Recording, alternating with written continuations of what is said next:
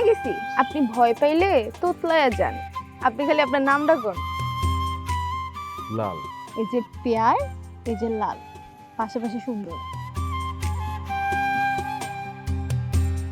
আপনি জানেন কোনো নারী যখন সত্যিকারের ভালোবাসা পায় তখন তার মুখে এক সুন্দর উজ্জ্বলতা খেলা করে, আর এরা শুধু তার প্রেমিকই টের পায়। চুপ করেছেন যে।